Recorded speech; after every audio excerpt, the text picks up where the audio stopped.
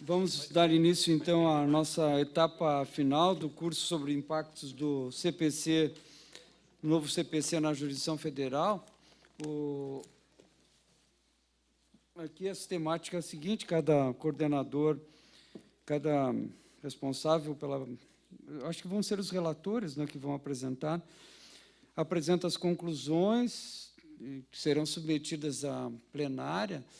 Nós não teremos votação, vamos abrir apenas um espaço para discussão, né? Sobre esse aspecto, eu gostaria até de ressaltar que nós não dispomos de muito tempo para um debate mais aprofundado, né? A gente já discutiu bastante, é claro que tem espaço ainda, né, para reflexões, mas, sobretudo, é fundamental que nós tenhamos em conta que são apenas reflexões, não é enunciado, não são verdades, né? Isso sintetiza tudo. São caminhos interpretativos, possibilidades de sentido de interpretação, de compreensão. Então, alguém que não concorde, quer dizer, não tem caráter normativo também, né? Eu acho que o que nós podemos tirar daqui hoje, desses 2 dias, é justamente essa abertura, né, interpretativa, a possibilidade de nós contarmos com várias possibilidades de compreensão para, depois, no caso concreto, sim, é que nós vamos...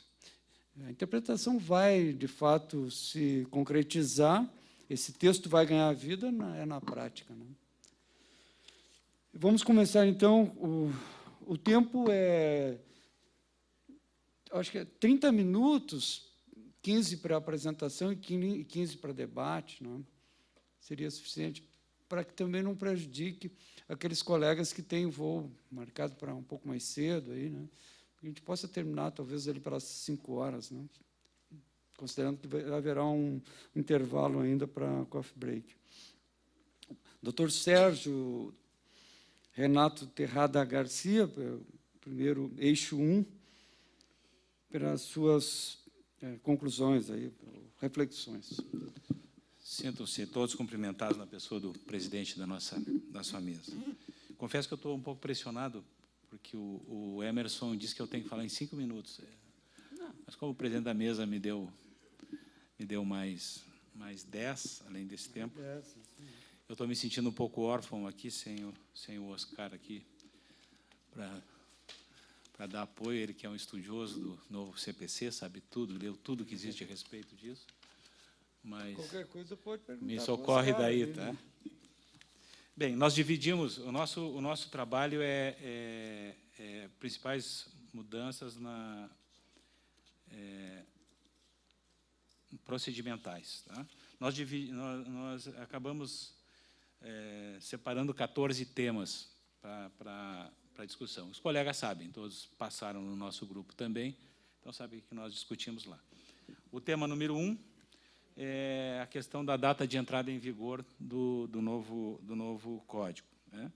O artigo 1045 do novo CPC diz que esse código entra em vigor após decorrido 1 ano da data de sua publicação.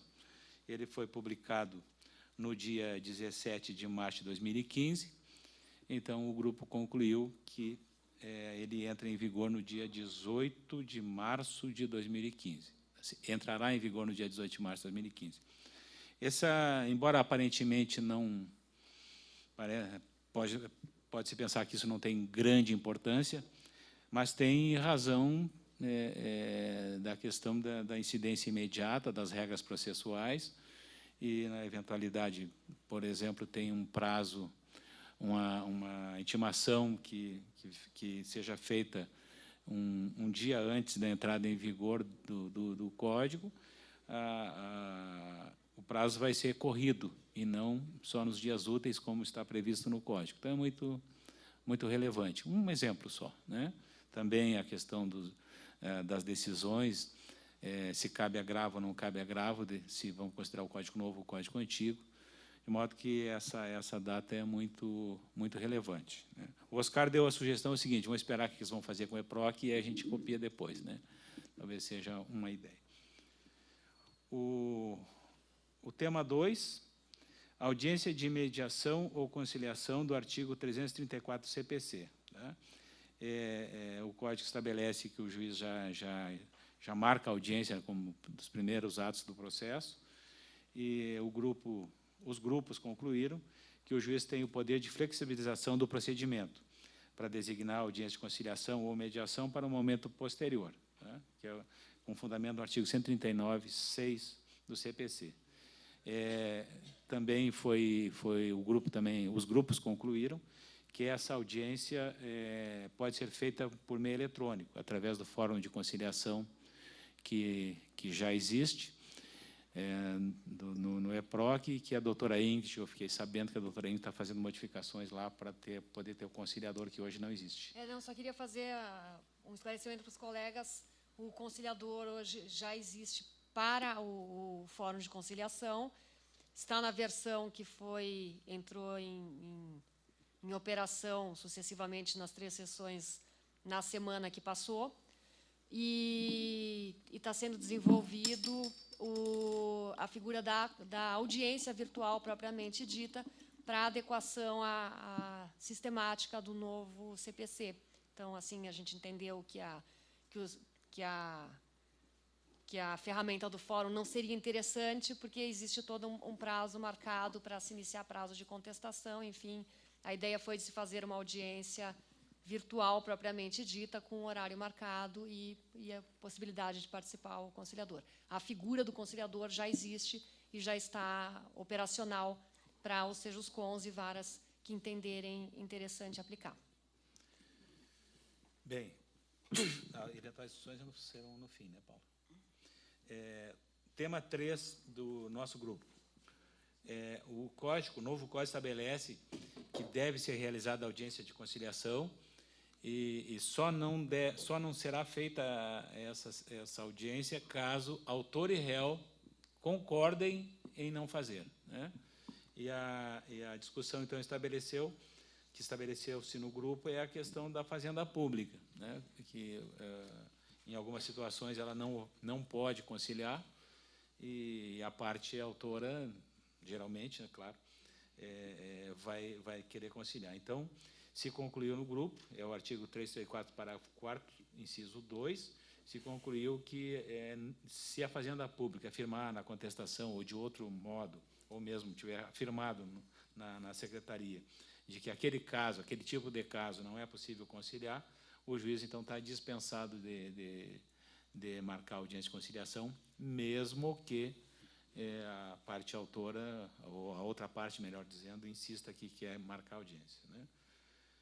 Isso também houve muita discussão a respeito disso, mas a maioria do grupo entendeu assim.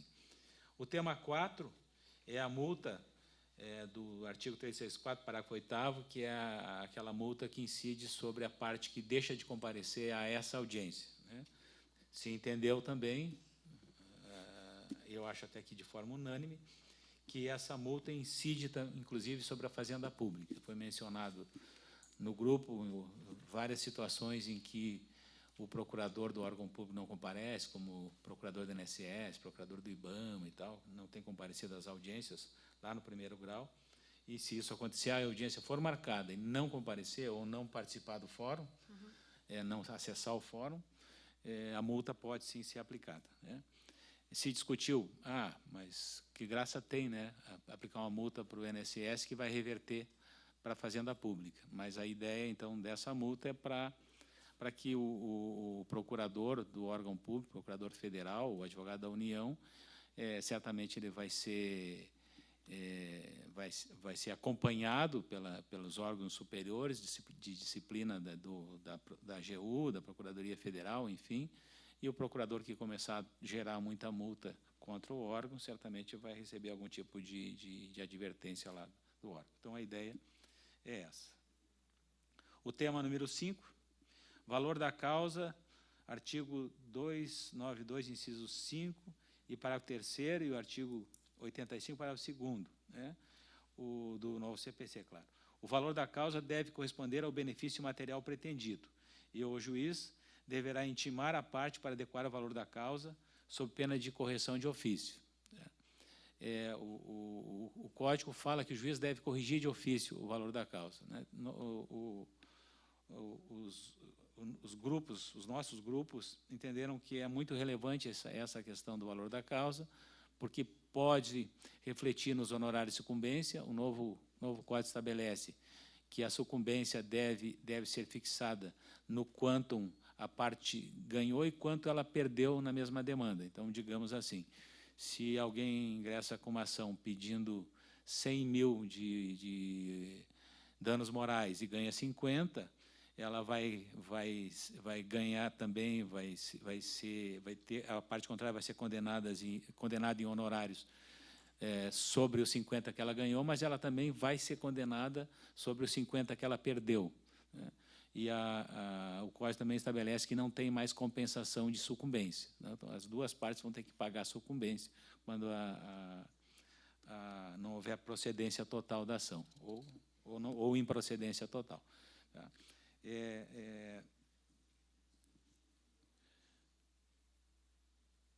Claro que o juiz deve corrigir de ofício. Nós entendemos que é uma situação em que o juiz de plano verifica que o valor da causa não está adequado.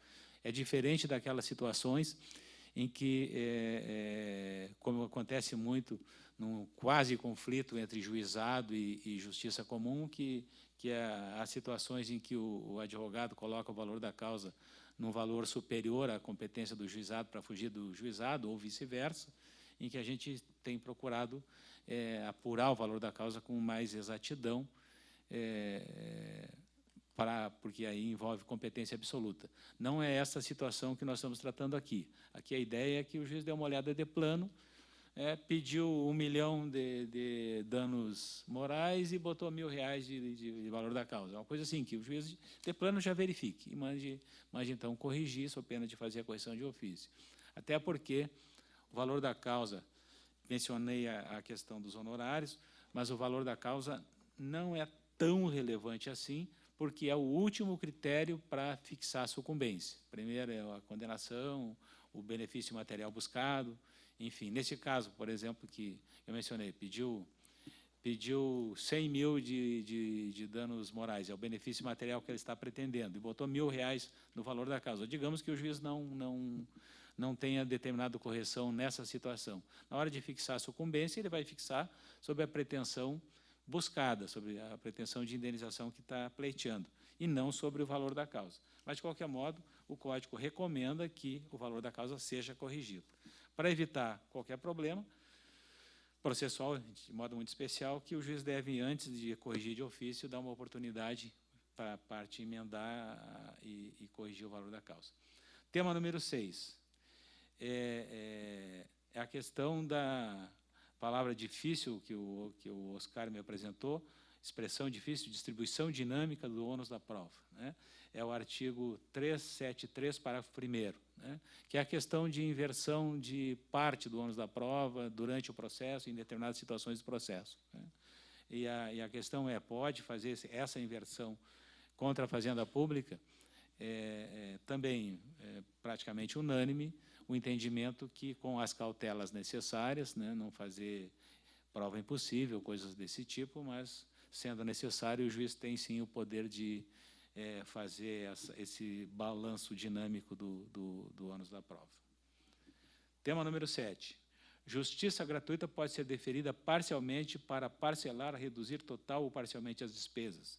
Houve bastante divergência nos grupos, quanto à possibilidade de redução das custas. Essa questão está no artigo 98, parágrafos 5º e 6º do Código, do futuro Código, onde diz que o juiz pode deferir parcialmente a JG, ou só para algumas situações, ou para algumas despesas, enfim. Não houve... Isso é possível, está previsto no Código, esse deferimento parcial, em parte do processo. O juiz pode examinar só no início, ele pediu a JG, o juiz defiro por enquanto só para não pagar custas, por exemplo, ou por hora indefiro, porque acho que pode pagar as custas, não há prejuízo que o juiz designe designe uma perícia cara logo a seguir, agora eu vou deferir. Enfim, o juiz tem total liberdade para deferir ou não a questão da JG. A discussão ficou centrada só nessa possibilidade de redução das custas, porque é tributo, né, e então os colegas divergiram bastante lá no sentido de pode sim reduzir ou não pode reduzir. Tema número 8. Mudança da contagem dos prazos para os dias úteis, artigo 19. Eu sempre brinquei com todos os grupos que passaram lá, de que esse aqui aqui não havia divergência. Tá? Como agora, como será no novo código, os prazos serão contados somente nos dias úteis, os prazos da corregedoria deverão ser adaptados. Né? Tínhamos que chamar o desembargador Celso, que anda por aí, para ele vir aqui aumentar os prazos todos. Né? Os processos, naturalmente, vão demorar um pouco mais, nos prazos cartorários, né? Especialmente no nosso caso, da Justiça Federal, que a gente está... Acredito até que essa norma foi muito pensada aí na Justiça Estadual, que ainda ou até nos outros ramos da Justiça, outros tribunais regionais que ainda estão com processamento de papel, que eles têm mais dificuldade de dar um andamento rápido, que não é o nosso caso. Mas, de qualquer modo, como só para contestar agora, uma ação à Fazenda Pública vai levar bem mais de 60 dias, né? Bem mais de 60 dias. Então, aquela norma que diz que o juiz tem que despachar ver os processos em movimentação nos últimos 60 dias, vai cair no vazio. Qualquer prazinho que o juiz der vai ultrapassar esses 60 dias, né? Mais uma morosidadezinha qualquer para despachar e fazer a intimação. Então, o grupo concluiu que a corregedoria deverá, se sugere, né, que a corregedoria faça depois, no futuro, claro, um reestudo desses prazos. Tá? Tema número 9, artigo 191. Pois não? Desculpa, eu pulei isso aqui. Tá? E o pessoal do juizado já chiou, né? Essa questão dos prazos, que conta só dias úteis, é isso, né, Andréia? Também foi unânime lá no grupo o entendimento que essa questão da contagem só dos dias úteis, dos prazos, se aplica, sim, aos juizados. Tá? Porque, embora a lei dos juizados não mande aplicar nem subsidiariamente o CPC, na lei, tanto na 999, né, e na 10.259, não tem nenhuma previsão sobre o assunto. Então, temos que aplicar a regra geral do Código de Processo Civil, que é a contagem, essa é a conclusão do grupo. Concorda, André?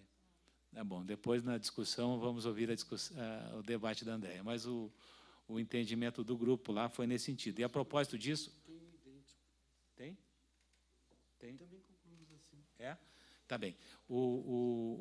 Só para... ainda sobre a questão do prazo, eu também tinha esquecido de dizer...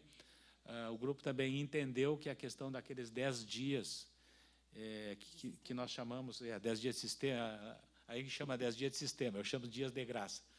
É aquele prazo, que não é prazo, né, aquele período, aquele vácuo que o advogado tem, as partes têm para receber, se darem por intimadas, senão o sistema intima ela sozinha, se entendeu que continua como é a contagem, 10 dias corridos. Tá? E conta... inicia e termina em dia não útil, como está lá na Lei 11.419, por se tratar de lei especial, que então não foi revogada aqui, nem tem nenhuma previsão nesse sentido no novo CPC. Bom, um tema que não tem nenhuma discussão é que, essa é apenas uma conclusão, que nós vamos ter que fazer uma revisão das tabelas e classes processuais, porque algumas classes apareceram, classes novas, enfim. Então, também há necessidade de fazer uma revisão das tabelas. Né? Acredito que o Conselho Nacional de Justiça deve fazer essa revisão. Tema 11, artigos 9º e 10º. Os fundamentos se referem à matéria de fato nova, com base no artigo 6º e o princípio da cooperação para viabilizar o contraditório. O juiz deve determinar ao autor que emenda inicial para esclarecer os fundamentos de fato e jurídicos. Essa é aquela questão que diz que o juiz não pode dar uma decisão que não surpresa, né? Que não tenha sido com base num fundamento que a parte não tenha falado sobre ele. Né? Isso também deu muita discussão lá, e se concluiu, assim, mais ou menos, que esse fundamento, tal qual tem um enunciado, né, Oscar, tem um enunciado daquele encontro da Infam, né, que diz que esse fundamento seria um fundamento de fato, não um fundamento jurídico, é um fundamento de fato novo, digamos, o juiz vê lá no Facebook que tem uma situação sobre determinada parte, para ele usar aquele fato para decidir, ele deverá intimar para a parte falar sobre aquele fato, não sobre fundamentos jurídicos. Tema 12, artigos 355 e 356, né? Julgamento parcial. Aquela possibilidade que agora o juiz pode dar um julgamento parcial de mérito no curso do processo e o processo continua andando. Até semana passada, né, doutor Orvali, teve um caso muito interessante lá na quarta turma, que um colega nosso tinha feito isso, dado uma decisão parcial de mérito. E a discussão toda lá na turma, o doutor Orvali entendeu de anular a decisão, não foi isso? O doutor Orvali, com unanimidade na turma, decidiu anular a decisão, porque, no caso, o juiz tinha dado a decisão parcial de mérito, mas indicou que o recurso para aquela decisão era a apelação. E aí a parte apelou, e a discussão toda foi sobre o cabimento ou não de apelação numa decisão parcial de mérito. A quarta turma do tribunal entendeu que no sistema processual vigente não cabe decisão parcial de mérito. E até os colegas discutiram muito a respeito disso, né? Qual é a utilidade de dar uma decisão parcial de mérito no curso do processo, e o processo vai continuar. Naquele caso lá, que foi anulado, o magistrado, acho que era uma colega, a magistrada que decidiu, teve um fundamento prático. Ela decretou prescrição, se não me engano. E vários fatos, era uma ação de indenização também, decretou prescrição de vários fatos, e ela decretou prescrição naquele momento, porque se não tivesse decretado prescrição ali, teria que fazer perícias caríssimas, né? Quase inviáveis de fazer. Então, ela achou melhor, bom, já está prescrito, não vou fazer perícia, é um negócio que envolvia Itaipu, parece, não vou fazer perícia se vai totalmente desnecessária, porque há prescrição. Mas o Código anterior não previa essa... Aliás, poderia ter feito, mas o recurso teria sido o agravo, que agora está resolvido, o Código diz que pode dar uma decisão parcial de mérito, mas o recurso adequado é o agravo, né? E quanto à utilidade dessa decisão parcial de mérito, os colegas, em cada caso, vão ver da necessidade, da viabilidade e da vantagem de dar essa decisão parcial no curso do processo ou não. Fica a critério do colega. Artigo 13. Também, isso aqui foi pouco debatido, mas eu acho que não há dúvida nenhuma, que é o inciso 3 do artigo 361, que diz que, se o atraso for superior, atraso injustificado superior a 30 minutos, o advogado pode ir embora, né? E eu acredito que o juiz também pode ir embora se o advogado não chegar, né? Aliás, o advogado daria 1 minuto, né? Mas a questão só é o seguinte: esse atraso superior a 30 minutos é aplicável, no entendimento nosso, do grupo lá, é aplicável apenas para a primeira audiência. Depois, se no decorrer do dia as audiências começam a atrasar por mais de 30 minutos, não autoriza os advogados a ir embora. É a primeira audiência, o juiz passou 30 minutos da hora designada, o juiz não chegou, as partes podem ir embora, não tem problema nenhum. Mas se atrasar no curso das audiências, aí não, aí tem que esperar. O último tema é o 14, artigo 364, parágrafo 1º. Havendo conciliador, ele deve atuar na audiência de conciliação e mediação, e não o juiz. Então, se houver conciliação, é necessário, no entendimento, necessário no entendimento do grupo, que o conciliador é que faça essa audiência e não o juiz. O juiz só, excepcionalmente, na existência de conciliador, que deve fazer a audiência, né? Também, essa audiência preliminar, vou chamar assim, de conciliação, também se entendeu lá que vamos respeitar a peculiaridade de cada subseção judiciária e tal, mas que a preferência é que esses processos sejam remetidos, no primeiro momento, para o SISTICOM fazer as audiências. Isso aí eu ouvi muita discussão também, tá? Se vai para o SISTICOM ou não. Eu, pessoalmente, acho que não, né? Porque para não desvirtuar a finalidade do SISTICOM, que é esses projetos de grandes conciliações e grandes desapropriações, enfim, para não tumultuar. Mas SEJUSCOM, né? Perdão. Mas a maioria, eu acho que entendeu o contrário. Tem, sim, que esse órgão é especializado, está preparado para fazer, está mais habilitado para fazer, então, ele que então melhore suas estruturas e faça isso também. Certo? Basicamente é isso. Ok, muito obrigado. Então, podemos abrir um espaço agora para debate sobre essas conclusões, lembrando sempre que são reflexões, são possibilidades, né, hermenêuticas, e que não tem que desconstituir. A ideia não é desconstituir, pelo contrário, a desconstrução disso pode não ser positiva. Tem que agregar argumentos, né, possibilidades de discursividade, de argumentação, mas a ideia é não tirar nada, né? Nós não vamos suprimir nada daqui. Então, quem gostaria de falar? Aí o tempo é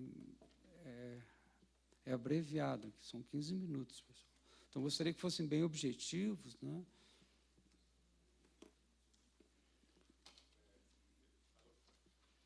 Pois não. Qual o tema ali? Era o 13, que é artigo 362 e não 361, como está ali, só para corrigir. Então, erro material, não. Qual é o item? É no tema 13. Acho que é 13. No 13, E no 4, no 4, uma coisa que me ocorreu agora, que é a questão da multa contra a fazenda pública, gera uma certa perplexidade para alguns, né, o fato de ser a própria fazenda, a União pagar a multa para ela mesma.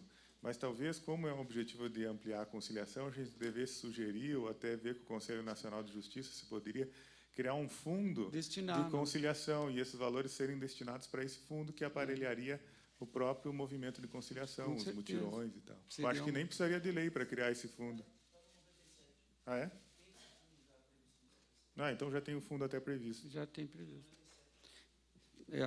Na verdade, a jurisprudência já se construiu nesse sentido da possibilidade de multa contra a fazenda pública. Nós temos várias confirmadas, inclusive pelo STJ. Né?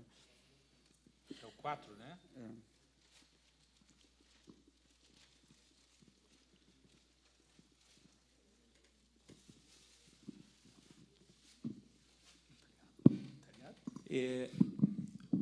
Boa tarde para os colegas. O tema 11, esse eu sei que é, talvez, do Código, um dos temas mais polêmicos, sobre o contraditório em relação aos fundamentos da decisão. Os colegas aí concluíram que apenas a matéria de fato não exigiria o contraditório. E aí eu pergunto, quer dizer que a matéria de direito, os fundamentos jurídicos, podem surpreender as partes? Podemos inovar no processo utilizando um fundamento que não foi submetido à discussão e isso não será caracterizado uma decisão surpresa? Porque o artigo 9º e 10, eles pretendem acabar com as decisões surpresa, aquelas que pegam as partes sem que elas possam discutir o tema, objeto, o fundamento, objeto da decisão. Então, eu sei que isto tem sido, até foi objeto dos enunciados da Infam, mas me parece que o artigo 10, quando ele fala fundamentos, ele não especificou se é fundamento de fato ou fundamento de direito. O que ele quer é que nós não profiramos decisões surpresa. E aí um fundamento jurídico que não foi objeto de debate não vai poder ser incluído na decisão, na minha concepção. E, se me permitirem, só o artigo 12, nós acabamos discutindo isso no nosso grupo. Tema 12? O tema 12, desculpe. O tema 12... Julgamento parcial. Do julgamento antecipado parcial. Não sei se chegamos a concluir algo nesse sentido, mas, pelo menos, eu defendi o ponto de vista que se trata de poder vinculante. Sim, o juiz tem o dever, nesse processo cooperativo, de entregar aqueles pedidos que estão maduros para pronto julgamento. A parte não tem que esperar o final da causa. Se aquele pedido está pronto para ser julgado, é uma decorrência do direito fundamental à duração razoável do processo. Ela tem o direito fundamental de receber o pedido que está maduro? Por que ela, que tem razão, vai ter que ficar sozinho com o ônus do tempo do processo e aguardar toda a tramitação de pontos que são controvertidos, sendo que aquele pedido que já está maduro poderia já ser adjudicado e haver a execução daquele ponto, né? Então, em função do princípio da duração razoável do processo, eu também coloco esta pequena objeção nesses dois temas, o tema 11 e o tema 12. Obrigado. Carelli.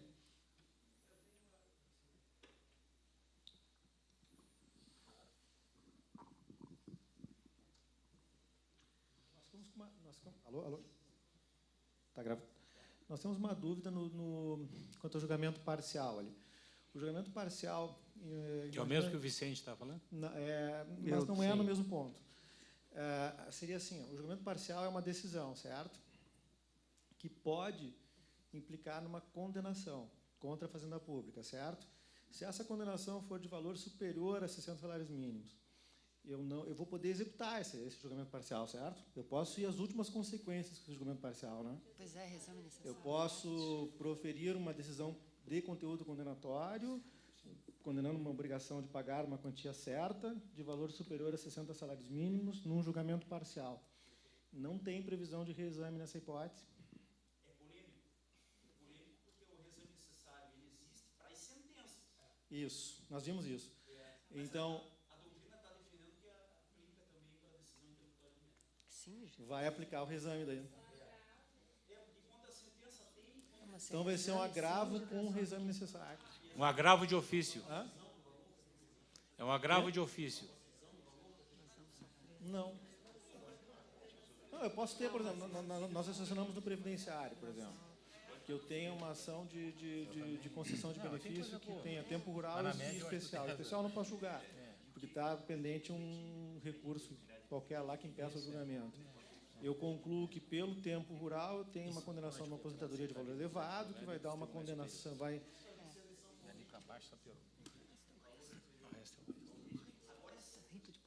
Sim. Que aumentou consideravelmente para reexame necessário. Dificilmente nós vamos ter. Não vai acontecer, daí, mas pode acontecer. Pode acontecer. No previdenciário vai ser raro mesmo. Eu nem me lembro, nem sabia que era meu. Mas em outras matérias, sim. Na ordinária, né? Tem valores elevados. Né? Pode ser, sim. E tem a questão que o doutor Ricardo levantou. Eu vou ter cisão aí, nesse caso. O Paulo Canabarro agora... Doutor, eu só tenho uma ponderação também nesse grupo. Mas a decisão parcial, não. A decisão parcial pode ser de 500 salários mínimos, a decisão total pode ser acima de 1.000. Pode ser, pode acontecer. É possível, né? É possível. Mas qual é o problema? Se vai ter recurso, o reexame é o menos em relação ao recurso. Eu tenho só um ponto também a colocar em relação a isso. Se sair essa decisão parcial, a gente vai conseguir definir se vai sair por precatório ou por RPV? Pois é isso que a gente está falando, que valor vai balizar, né? O valor do pedido vai parcial, implicar fracionamento. O valor total. Mas o precatório RPV, como é que vai ficar? O CPC previu isso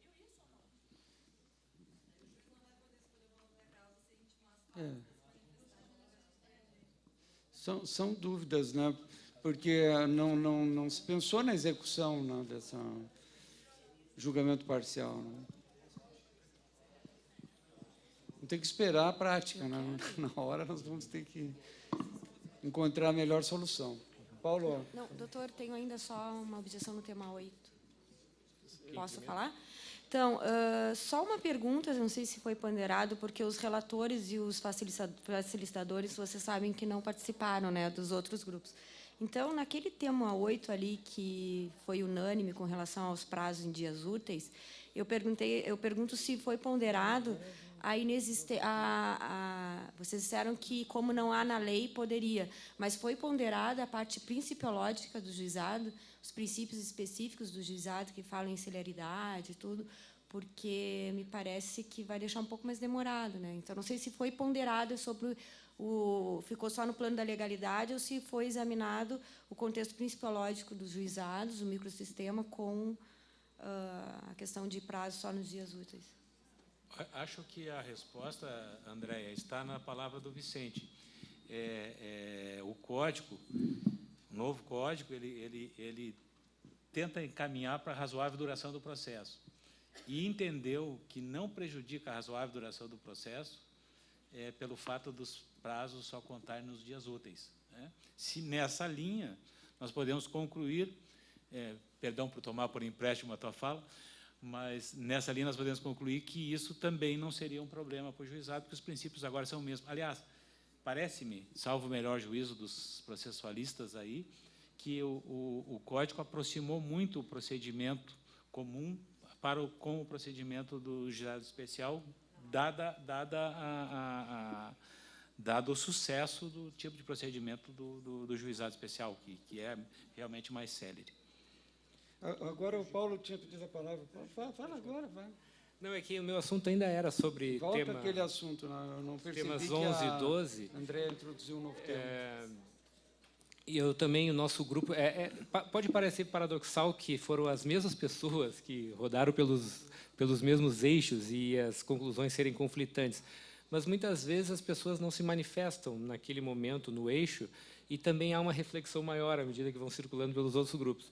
Mas no nosso grupo também houve uma tendência a entendimento parecido com o do Vicente sobre esses temas 11 e 12.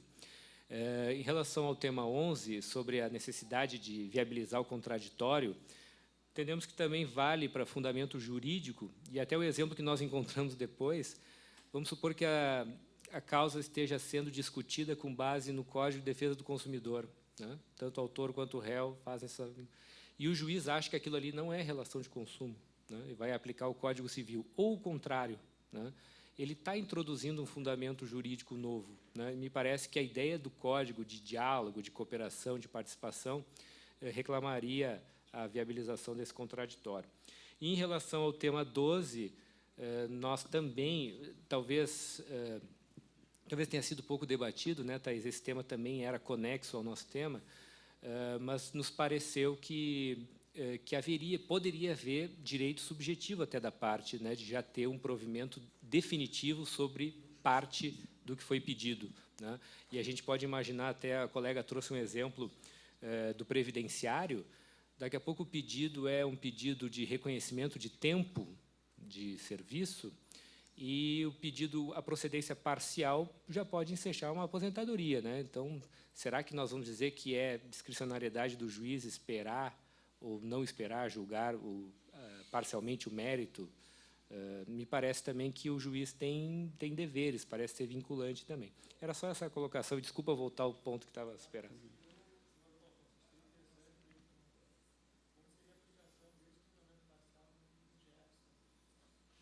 Nosso grupo tratou dessa questão. Posso antecipar que nós entendemos que não é compatível com a sistemática dos juizados, né? Esse julgamento parcial, né? Na verdade, nos juizados, tudo era para ser decidido numa audiência só, né? O julgamento parcial pode ser de procedência? Tem previsão, né, para julgamento liminar de improcedência, é outro capítulo, né? Está disciplinado no novo CPC também, esse julgamento.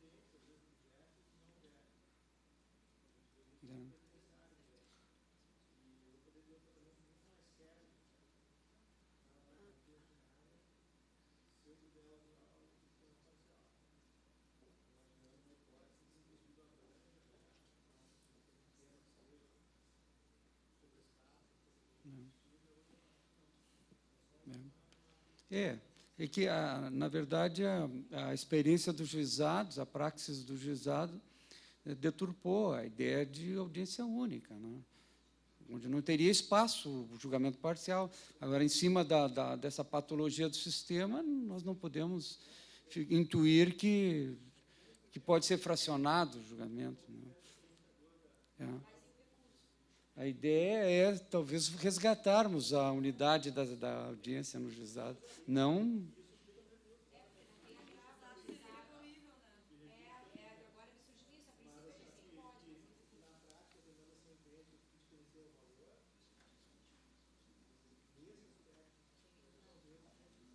Perfeito.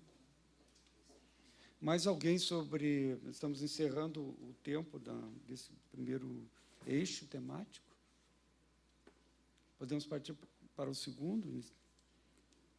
Então, eu agradeço ao eminente relator, cumprimento o grupo pelo excelente trabalho, pela qualidade das suas reflexões, e a todos em geral que debateram.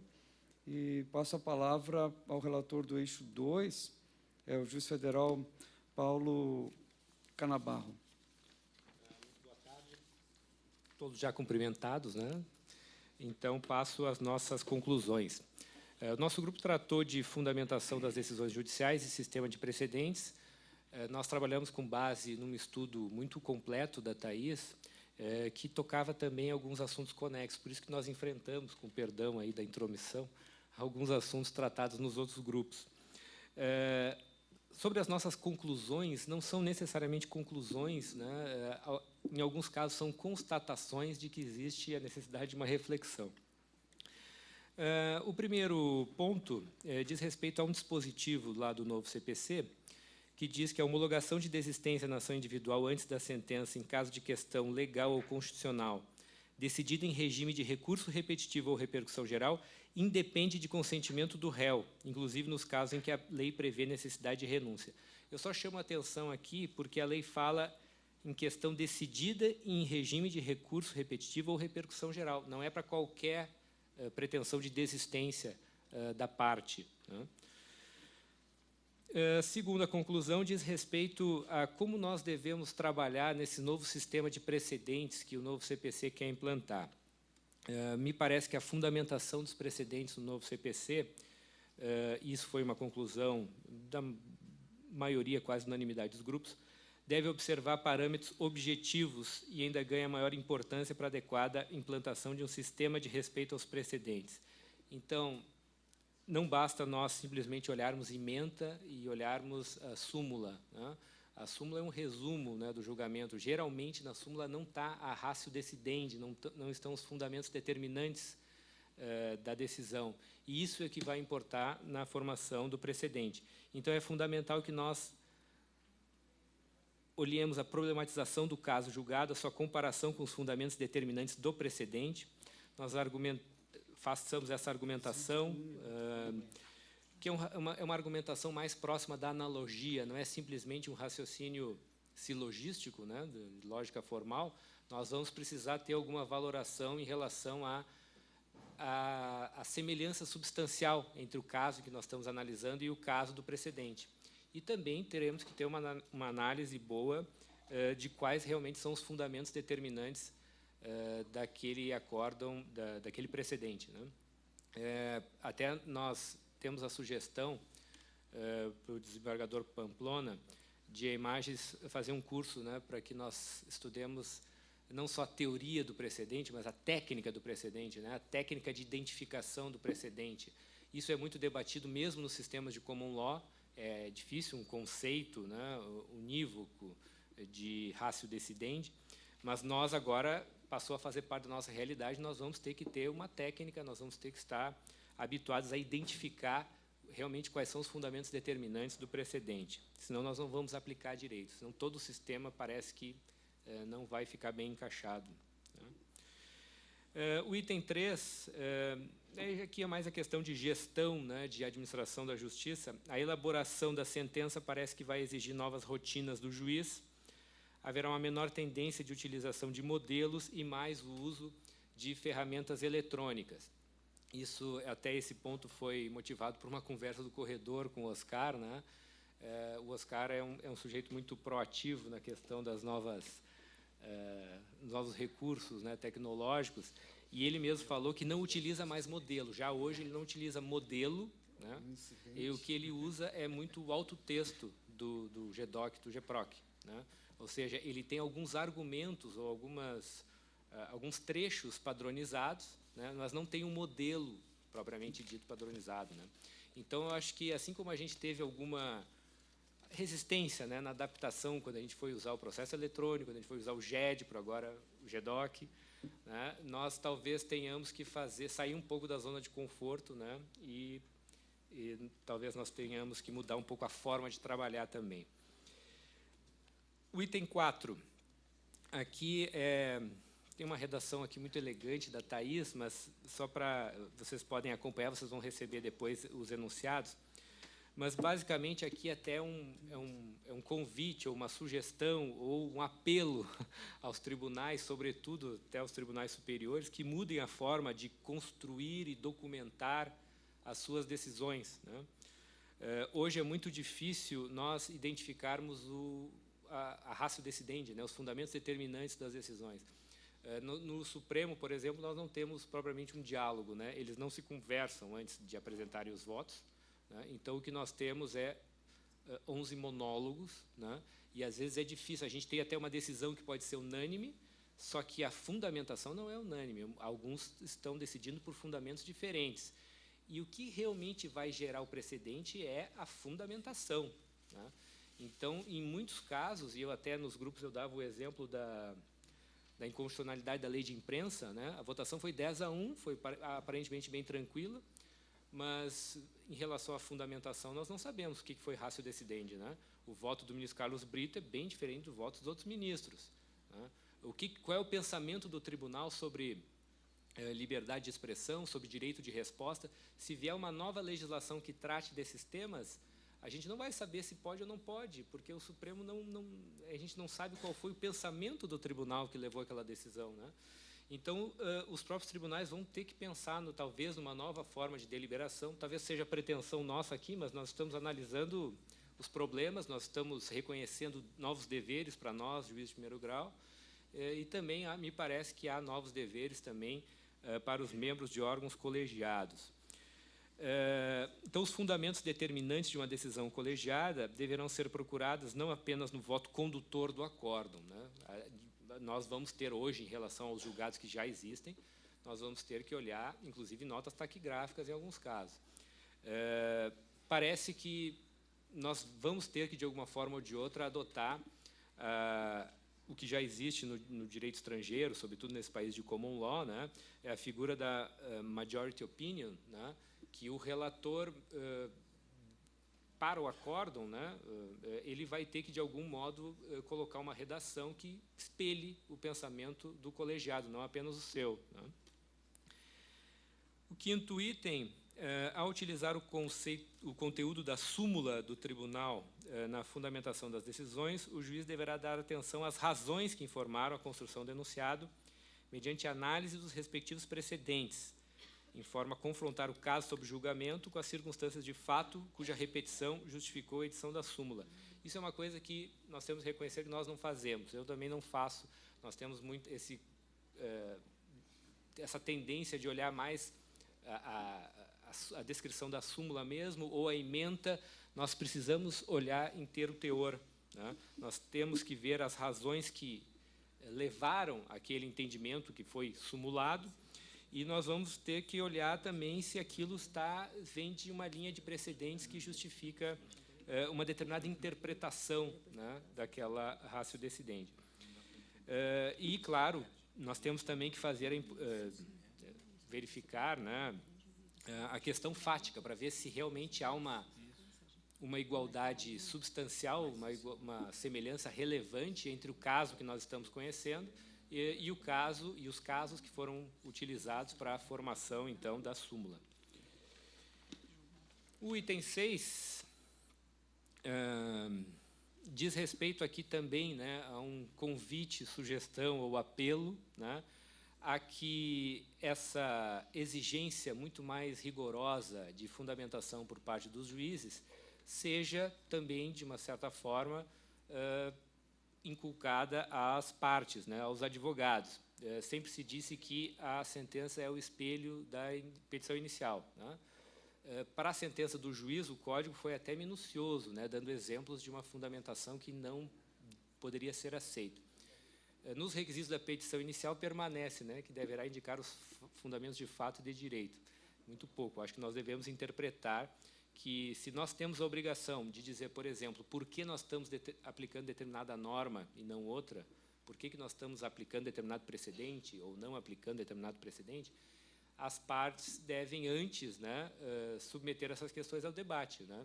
Então a parte não vai poder, eu acho que, embargar de declaração porque o juiz não justificou a aplicação de uma determinada norma, se aquela era a norma que estava sendo debatida, né? Se ele não justificou, não trouxe, não indicou qual norma deveria ser aplicada. Então, me parece que a ideia do Código de cooperação, de diálogo, de participação, né, exige que a gente cobre também dos advogados essa dinâmica de fundamentação. A ideia de que a decisão já não é mais o poder exclusivo do magistrado, é um diálogo, é uma construção em que tomam parte diversos operadores jurídicos. Pois então, né, os ônus também são repartidos, me parece, a responsabilidade também. Tem um adendo aqui que nós devemos ser mais cuidadosos por causa disso, em relação ao controle da petição inicial, em relação à utilização do próprio despacho saneador, que vai ser importante, né? Porque depois a gente pode se arrepender na hora da sentença, né? Se a gente não exigir do advogado certa fundamentação, depois ele vai nos incomodar em embargo de declaração, né? Tem esse risco. O 7º diz respeito à admissibilidade do amicus curiae no novo CPC. Então, nós, juízes de primeiro grau, também poderemos ter em nossos processos amicus curiae. O CPC dá alguns indicativos, se eu não me engano, é o artigo 138, né, Thaís? Quais são os critérios, né, para nós aceitarmos um amicus curiae? Essa decisão ela não é recorrível, né, e não tem uma indicação expressa de que nós precisamos pedir a manifestação das partes. Talvez, por aplicação direta lá dos artigos 9º e 10º, houve quem nos grupos dissesse que não, devemos baixar, né? Mas o fato é que essa decisão é irrecorrível. E nós, ao admitirmos o amicus curiae, nós temos já uma jurisprudência do Supremo, né, que fala... A jurisprudência não são decisões monocráticas, né, isso aí lá no Supremo, mas que eles colocam como critérios a relevância e a transcendência das questões discutidas, a representatividade dos requerentes, né, e o critério decisivo me parece que é essa perspectiva, essa capacidade de a intervenção, de a participação desse amicus curiae contribuir para uma boa decisão e, sobretudo, para uma boa fundamentação, né? Por isso que é recomendável aceitarmos alguém que possa trazer um elemento novo ou uma questão técnica mais apurada, né? Ou que possa explicar o contexto em que aquela demanda está sendo debatida, né? Consequências também, né? Exame das consequências. O item 8º diz respeito a uma norma bastante importante que está enunciada no artigo 55, parágrafo 3º do novo CPC. O artigo 55, no caput, trata da conexão, né? Quando é que há modificação da competência em razão da conexão. E esse parágrafo 3º faz uma coisa impressionante, ele estende esses efeitos da conexão, essa possibilidade de modificação da competência, a casos em que pode haver risco de decisões conflitantes ou contraditórias, mesmo sem conexão propriamente dita, né? Então, é a prática que vai dizer, né, qual o alcance que nós vamos dar a esse dispositivo. Eu até tenho uma opinião de que isso pode nos ajudar muito a racionalizar um pouco o nosso trabalho, né, de diminuir o volume de processo. Não tem por que todos os juízes conhecerem, vários juízes conhecerem de uma demanda semelhante. Até gerou aqui como nós vamos interpretar esse conceito de decisões conflitantes ou contraditórias, né? Nós podemos interpretar como relativas a direitos individuais homogêneos, né? Seria uma interpretação mais ampla, que teria essa consequência esse alcance maior. Ou também poderia simplesmente ser interpretado com base numa ideia de conexão, como se fosse a conexão probatória do processo penal, né? Uma prova ajudar o outro processo. De qualquer forma, não importa o alcance que a gente dê a esse dispositivo, parece que o Código não deu muita pista de como vai ser operacionalizado isso, né? E, com base no próprio princípio da cooperação, lá do artigo 6º, nos pareceu que os próprios magistrados devem cooperar entre si, né? Então, hoje nós temos, e não surpreende ninguém, que nós tenhamos audiências, que o juiz convide as partes, que o juiz consulte as partes. Então, nada seria de estranhar que o juiz também consultasse seus colegas, né, sobre a possibilidade desse julgamento conjunto. É claro que essa é uma das figuras, né, que promete ou que tende a resolver o problema das demandas repetitivas. Tem o próprio incidente, né, de resolução de demandas repetitivas, seria outro instrumento. O item 9 diz respeito aos prazos, né, também os prazos que existem para os atos processuais. Está ali no título das disposições gerais sobre os atos processuais. Consta no Código que vai contar somente os dias úteis, né? Então, parece que foi unânime no nosso grupo que nós devemos aplicar também esse dispositivo aos prazos dos juízes, dos servidores, né? Também o nosso prazo para despachar, para sentenciar, deve ser contado apenas nos dias úteis. Vamos ver o que o desembargador Celso vai pensar disso.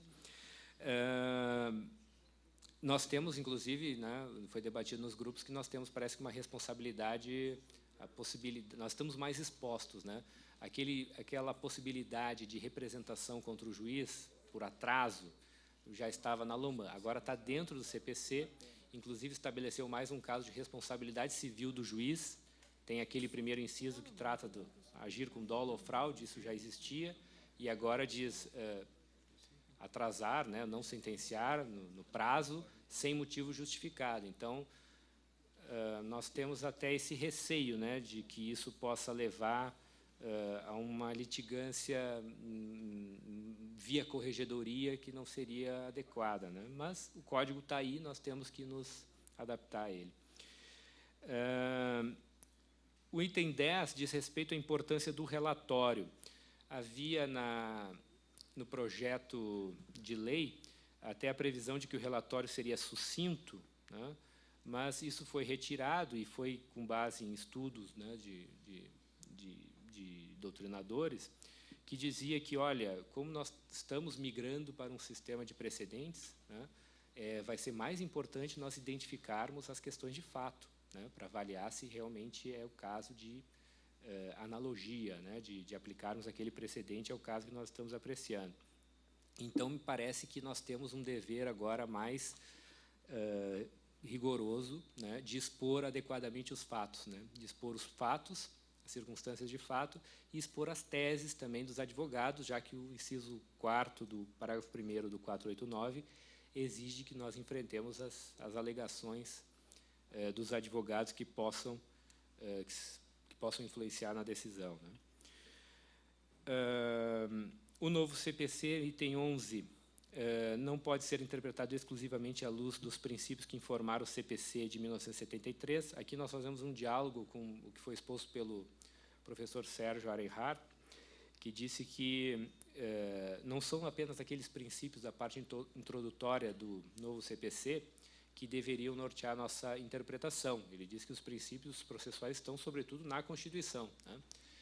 Esse até é um passo mais adiante, né? O que nós não podemos, e acho que isso ficou muito, de uma certa forma, espelhado nesses enunciados da Infam, que a Thais até identificou, falou muito apropriadamente, que mostra até uma postura um pouco reativa, né, da nossa classe em relação ao novo CPC. Nós devemos interpretar o novo Código de acordo com os princípios constitucionais e os princípios que estão no Código. Nós não devemos interpretar o Código, como em alguns enunciados da Infam, com base nos princípios do Código antigo, né? Então, a ideia agora, o novo Código, nós interpretávamos, não tanto porque eles participaram da sua elaboração, mas a nossa formação aqui, né, como processualistas, o doutor Vicente pode nos confirmar isso, foi majoritariamente com base na ideia da instrumentalidade, né? E esse código parece se espelhar mais na ideia de cooperação, né? Então, é com base nesse novo espírito, parece que nós devemos, e com base nos princípios constitucionais, né, que nós devemos interpretar o novo código. O item 12 diz respeito a uma diferença entre precedente e jurisprudência, que foi um aspecto salientado pela Thais, né? Não chegou a ser objeto assim de muita discussão no grupo, mas é importante para aclarar. Nós temos que ter esses conceitos mais firmes agora, que o precedente é uma decisão relativa a um caso particular, né? A jurisprudência é uma pluralidade de decisões que seguem uma mesma linha, né, em vários casos. Então, é o precedente que fornece uma regra que pode servir como critério de decisão, né? A jurisprudência simplesmente fornece uma tendência de julgamento, né? A jurisprudência, o precedente vai ser muito usado pelo juiz, né? A jurisprudência geralmente vai fazer parte de um obter dicta ou vai ser uma matéria mais assim do professor, né? Vai dizer a jurisprudência tende nesse sentido, né? Que não há um exame da questão de fato de cada decisão que forma, cujo conjunto forma a jurisprudência, né? Então, o que o Código aqui considera como vinculante é o precedente, né? Então, nós temos que dar atenção a esse conceito, né? E precedente, lembrem, não é só a decisão, é a situação de fato, os fundamentos determinantes, né? A ratio decidendi, né? É tudo isso. Nós deixamos no final assim a possibilidade de debater alguns enunciados, né? O primeiro até não tem... Não, podemos descer um pouquinho ali? O primeiro não tem número, agora não me lembro se é o 2 ou 9, Thaís, lembra desse primeiro que está ali? Não? Acho que não dá tempo, né? Vamos encerrar aqui, mas ficam essas questões aqui para quem, né, tiver Nós interesse. havíamos abdicado ao nosso direito de enunciar. Não, mas comentário aos enunciados da Infam. Ah, da Infam. Os da Infam.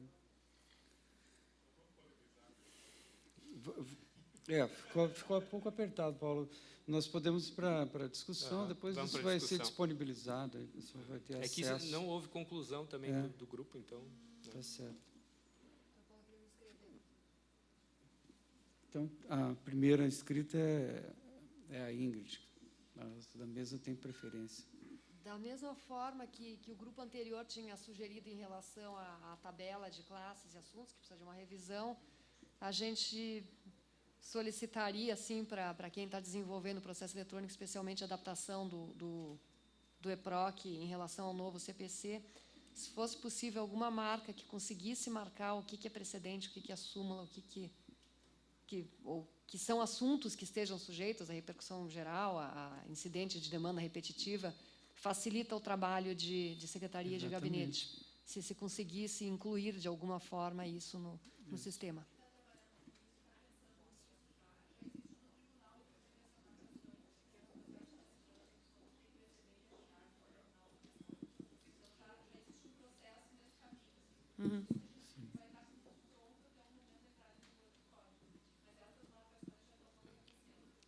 Excelente. A gente precisa ter uma base de dados unificada, né? Não adianta a gente entrar no site de cada tribunal, né? É que eu acho que não adianta interessante estar disponível, né? mexer com o texto se a gente não consegue mexer com exatamente. como é que a gente operacionaliza numa forma mais macro. Perfeito. Pois não. Está mais alguém gostaria de falar sobre as conclusões deste grupo?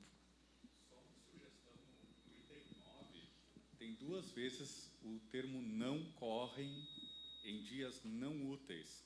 Uma questão de redação, né? Os prazos dos juízes mais e dos claro. servidores correm em dias úteis. Isso, Claro, obrigado. claro. Obrigado. Fica melhor. Para corrigir a redação, sobe um pouquinho mais lá no 2, eu acho que também tem uma coisinha que está errada ali, depois estou lendo. A fundamentação das sentenças, das decisões, enfim, não precisa ser dos precedentes, aí, senão fica redundante. Da sentença. Então, embargos acolhidos. Das decisões, né? Porque o conceito é mais amplo. Decisões, não sentença.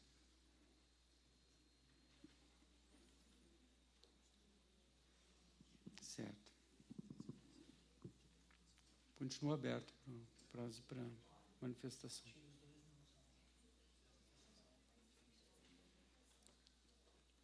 Oscar, quer narrar como é que é a tua rotina de trabalho no GEDOC? Estava me comentando sobre o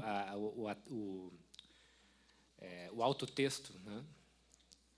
Porque acho que a maioria dos colegas não conhece todas as ferramentas disponíveis. O GEDOC é muito bom e até me surpreendi quando soube que as turmas recursais não usam ainda. Não sei se o tribunal já usa também ou não. Não? Ele é muito, mas infinitamente melhor do que o GEDPRA.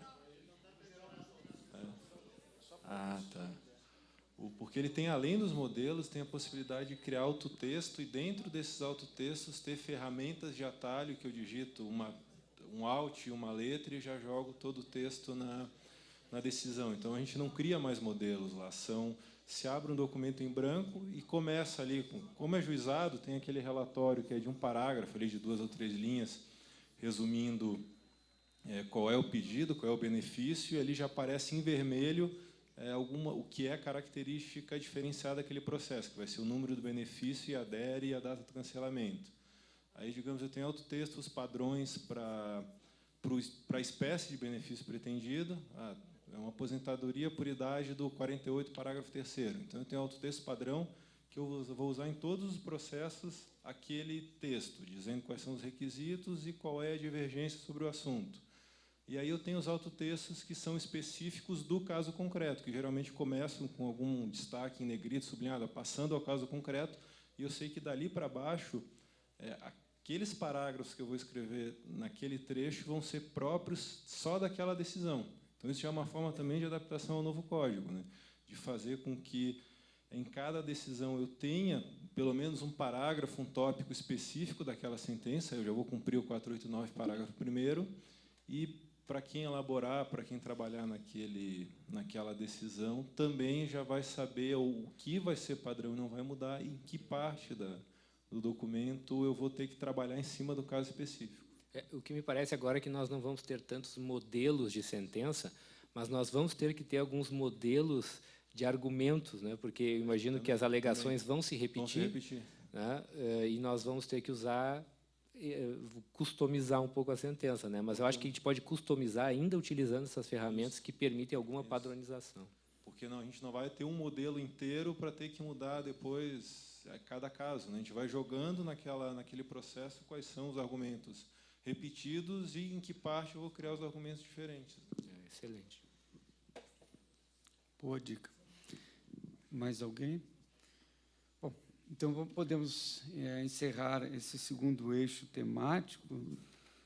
Apenas uma observação no sentido de que nós temos uma grande responsabilidade, principalmente na migração para essa cultura do precedente, né, da common law, e que vem também com algumas externalidades negativas, porque nós se apregou a ideia do precedente, que é da common law, e, ao mesmo tempo, se cobra mais fundamentação, que é da civil law. Um sistema híbrido, né? Tudo que dá um pouco mais de trabalho. Mas eu acho que, com o precedente, a gente vai poder, no futuro, se beneficiar. Né? Nós vamos ter mais segurança jurídica, em última análise. E eu acho que o nosso trabalho, depois de algum tempo, vai se reduzir mesmo. Nós vamos ter muito mais matérias pacificadas. E, claro, a grande preocupação com a cultura do precedente é não engessar. Né? É sempre manter acesa a chama na magistratura para inovar, para descobrir novos caminhos, novas possibilidades, enfim, para que o direito possa acompanhar, continuar evoluindo sempre. Né? É um grande risco, né, de você adotar uma cultura de precedentes que não mudam. Né? A ideia é sempre avançar. Terceiro grupo, terceiro eixo, passo a palavra à juíza federal Ingrid. Vereador Paulo Afonso, boa tarde. Colegas, boa tarde. Eu queria começar a minha fala dizendo que nós não conseguimos trabalhar todos esses temas que a gente trouxe ali à conclusão com todos os grupos que passaram pela mesa, porque alguns passaram mais tempo em cima de um grupo e um pouco da coisa que se foi construindo coletivamente surgiam coisas novas. Então, nem todos os temas foram trabalhados por todos os grupos. Nossa primeira indicação de conclusão que diz respeito a prazo, essa foi unânime, falada em todos os grupos, que os prazos da tutela, do livro 5º da tutela provisória, serão contados em dias úteis, mantendo a regra geral do prazo processual, mesmo que estejamos falando em tutelas de urgência. Essa questão foi unânime. A segunda unanimidade que obtivemos foi respeito à necessidade de intimação da parte autora para o aditamento na hipótese da tutela antecipatória, seja no caso de concessão, seja no caso de indeferimento, de que ele não corre apenas da concessão ou do indeferimento, mas o prazo correria a partir da intimação da decisão nesse sentido. Quanto à tutela cautelar, houve divergência.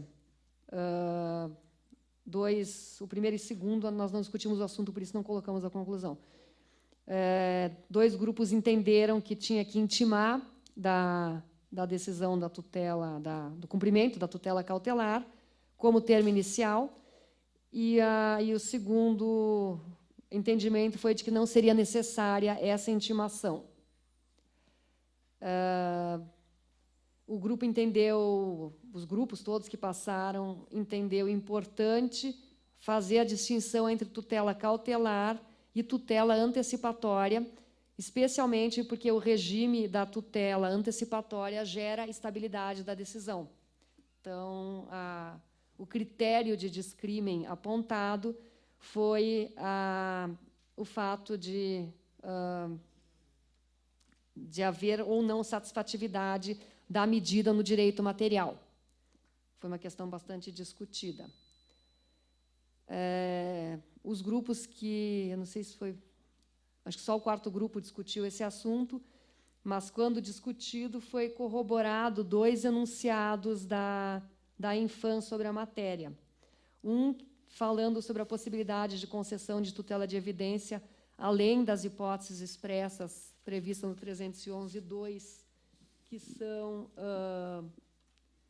as alegações de fato poderem ser comprovadas apenas documentalmente e houver tese firmada em julgamento de casos repetitivos ou em súmula vinculante.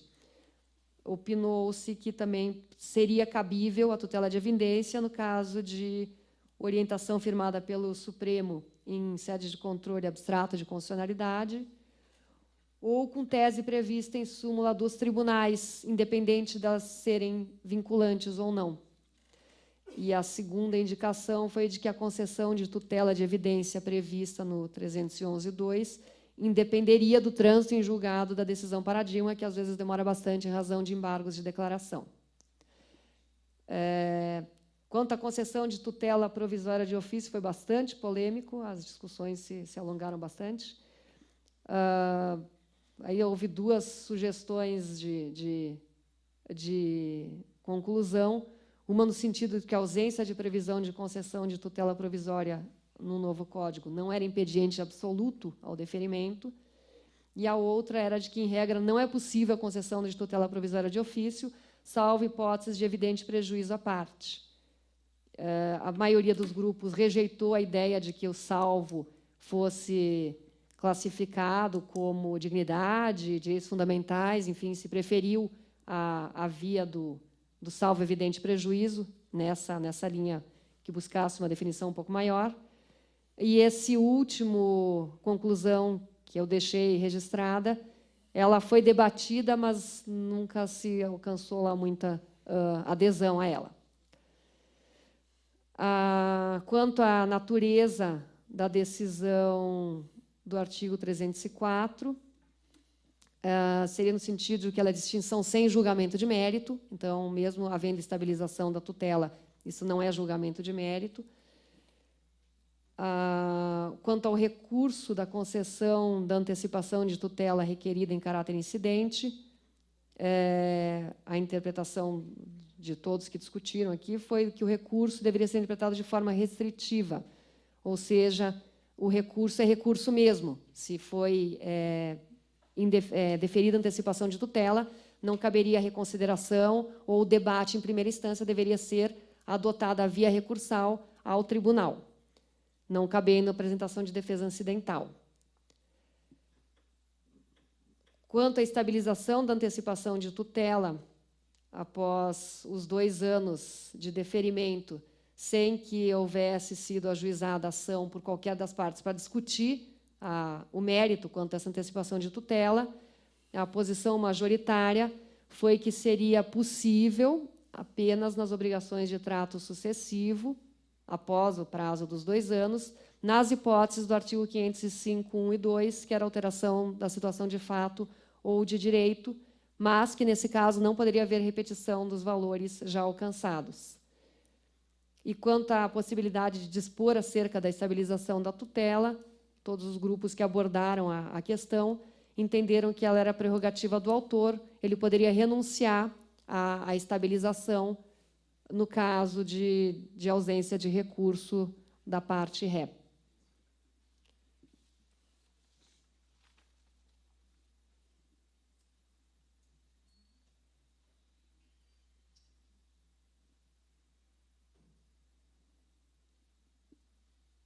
É isso, desembargador.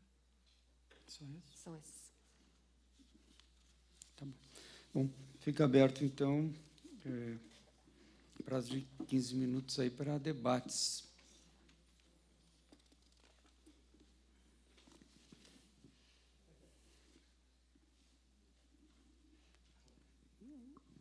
Ataíde, por favor.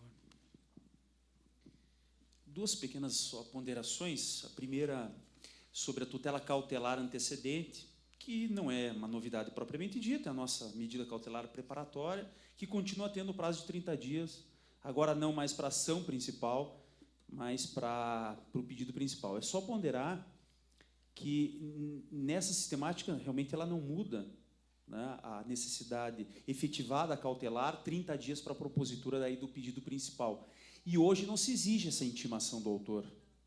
Né? Isso foi discutido pelos grupos. Eu vi ali essa divergência. Deu bastante polêmica. Porque aqui o ponto fundamental é lembrar que, efetivada a cautelar, vai haver uma restrição patrimonial de direitos do réu. E ele não pode ficar esperando a intimação do autor, que pode vir a ser bem posterior, para poder ter o mérito discutido. Por isso que hoje se entende, desde, aliás, há algum tempo, que isso não... Por isso que o prazo é elástico de 30 dias, para que o próprio autor se tome conta de que foi efetivada a cautelar e ele já propõe a ação, ou agora o pedido principal, para discutir o mérito. Especialmente porque 30 dias vão ser muito mais que 30 dias. Né? 30 dias, agora, 30 dias úteis da data da efetivação. Porque o próprio artigo diz, efetivada, o autor tem 30 dias, independentemente de intimação, ao meu ver, como é hoje, atualmente.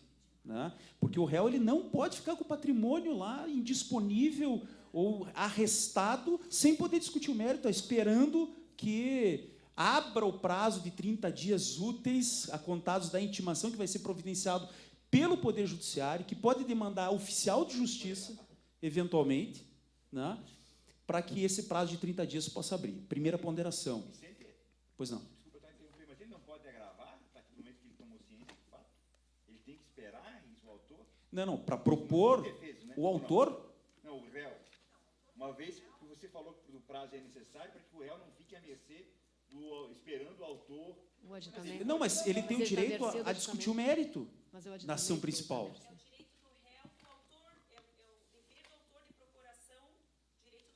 Aditar. Não, mas se eu entendi o fundamento que o Vicente está apresentando, posso estar errado, Vicente.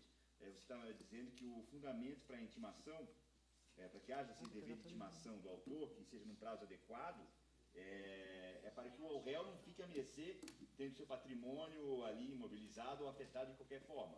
Então ele teria o direito de poder discutir o mérito.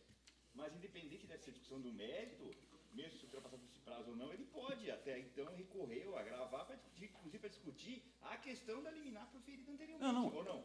Sim, sem dúvida, o agravo sim, o agravo sim. Mas esse prazo ele foi introduzido justamente para que tenha a decisão de mérito, cognição exauriente. E isso não pode ficar à mercê de um ato posterior que pode vir a demorar muito mais de 30 dias, se a gente for depender da intimação do autor. O autor ele já tem que tomar providências para tomar, através do seu advogado, de tomar ciência da efetivação daquilo que lhe interessa. Né? É apenas a ponderação que eu queria O colocar. Arthur quer falar. Arthur.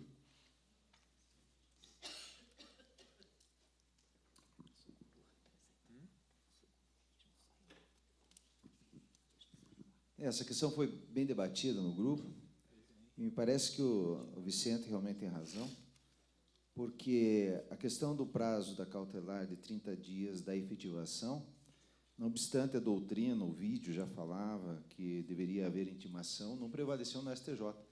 E não deve mudar, porque não muda muita característica disso em relação ao novo CPC. O que me parece que diferencia da antecipação tutela é porque da antecipação tutela nesse estado da intimação é justamente porque o prazo não é bem definido. O prazo é de 15 dias, o outro que o juiz fixar. Então, me parece que aí há uma necessidade do autor ter ciência qual o prazo que ele vai ter para ditar. E, se for indeferido, o prazo reduz para 5 dias. Essa é a grande diferença em relação ao cautelar. A cautelar é um prazo fixo de 30 dias, sem para mais ou para menos. E isso já é definido nos tribunais superiores. Como não houve alteração substancial, penso que dificilmente o STJ vai mudar essa orientação. Era só isso.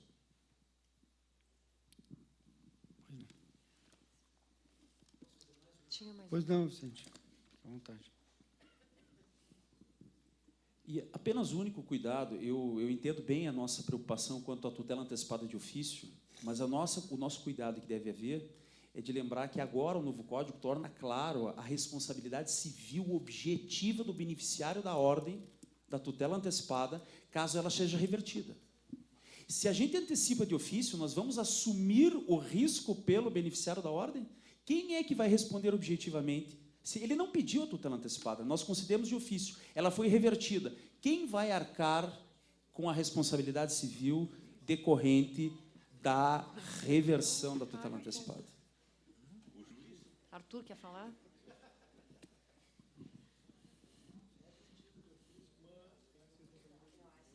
Esse é o esquema que eu fiz com o Vicente. O problema é que isso já existe no CPC, na cautelar. A cautelar existe a questão da concessão de ofício, e essa discussão já existe também, se a parte fica responsável ou não tem responsabilidade porque foi um ato do juiz. Então, não é uma questão nova, é uma questão que já existe há muito tempo no nome da cautelar, porque ela pode se conceder de ofício quando prevista em determinadas circunstâncias legais. A questão é, haveria necessidade de ter disposição legal expressa para conceder a antecipação de tutela cautelar, como é cautelar no caso do juizado especial, ou não? Né? E essa que vai ser a grande dificuldade. E é o que a doutrina na cautelar não se entendeu até hoje. De fato, essa questão é muito antiga. Há 20 anos atrás, eu escrevi sobre antecipação de tutela, e essa era a discussão, está lá no Manual da Tutela Antecipada. E eu advertia, como disse o Vicente, que haveria uma discussão, que quem vai pagar, vai ressarcir o réu como decorrência da efetivação, principalmente em questão de natureza patrimonial, né, e de natureza alimentar também, né, como é o caso típico do nosso dia a dia. Mas não mudou nada, é a mesma discussão, exatamente. Por último, a jurisprudência vinha admitindo a antecipação da tutela de ofício, eu acho, né? Acho que se inclinou nesse sentido, eu mesmo não acompanhei mais desde aquela época, e principalmente nos juizados, né? A jurisprudência dos juizados foi se construindo nesse sentido. Fica para nós resolvermos isso nos casos concretos. Né? Quem gostaria? Oscar. Me intrometer no debate, mas eu vejo, com exceção dos juizados federais, que o artigo 4º prevê de ofício, e a lei do juizado da Fazenda Pública também prevê de ofício, o que eu vejo no novo CPC, o 299, apesar de ser uma regra de competência, diz que a tutela provisória deverá ser requerida, e por isso que o Código prevê a responsabilidade objetiva. Eu não tenho dúvida de que o novo CPC acaba com a concessão de ofício, porque vai ser um ônus da parte, um risco da parte requerer a tutela provisória Porque, caso ela seja revertida depois em tutela definitiva, ela tem a responsabilidade objetiva de ressarcir o réu por todos os prejuízos que ele teve com a concessão da tutela. E isso até o STJ, de uns 2, 3 anos para cá, começou a decidir em matéria previdenciária. Que o autor tem a obrigação de devolver todo o valor do benefício concedido em tutela provisória quando a decisão é revertida depois da tutela definitiva. Sem viés de defesa de posição, porque nem me sinto habilitada tanto, mas, enfim, a questão que acabou sendo uma questão interessante que foi suscitada ali no grupo foi que eu quis inventar um exemplo cerebrino sobre benefício de loas e a pessoa ser incapaz ali e estar também assistida de forma hipossuficiente, não veio pedido de tutela antecipada e a pessoa está vivendo na rua, por exemplo, assim. Daí, tá, mas isso cai no juizado porque o valor da causa vai ser pequeno. E aí a Iracema até disse no nosso grupo, olha, já vi isso em vara previdenciária comum, uma pessoa nessas condições que era absolutamente incapaz, porque era incapaz civil, então havia um passivo enorme e não havia sido pedido tutela antecipada. Então, é só para trazer a consideração o que acabou, o que os casos pensados que ilustraram a discussão. O que a distinção que o STJ tem feito, a menos que a gente corra o risco de achar decisão divergente, como sempre acontece, é que em juizado, quando a tutela é concedida de ofício, não há essa responsabilidade objetiva, e quando é requerida pela parte, aí sim se aplica a responsabilidade objetiva da devolução dos valores. Vai ser uma estratégia, uma opção do advogado da parte fazer o pedido ou não da tutela provisória, com esse risco da responsabilização. Até a regra foi criada com esse fim, né? De evitar o pedido irresponsável e padronizado nas petições iniciais da tutela antecipada, principalmente. Bom, menos pior que a jurisprudência se construiu, pelo menos com relação a direito previdenciário, no sentido da irrepetibilidade. Então, nós teríamos essa dificuldade, não precisa devolver nada. Agora, o Arthur falou, fez a comparação com a tutela cautelar. Na verdade, isso não implicaria retirar os poderes da tutela de cautelares do juiz, poder geral de cautela do magistrado. E, claro, a diferença que o próprio grupo fez foi da satisfatividade, mas nós conhecemos cautelares que têm essa conotação satisfativa também. Então, tem argumentos muito sólidos para sustentar tanto a possibilidade de concessão de ofício como não. Esse assunto nós não vamos conseguir chegar a um consenso, e tampouco a jurisprudência e nem a doutrina conseguiu até hoje. Podemos fazer uma pausa para o coffee break. Foram 3 grupos, ficam mais 3 para depois do coffee break. Obrigado.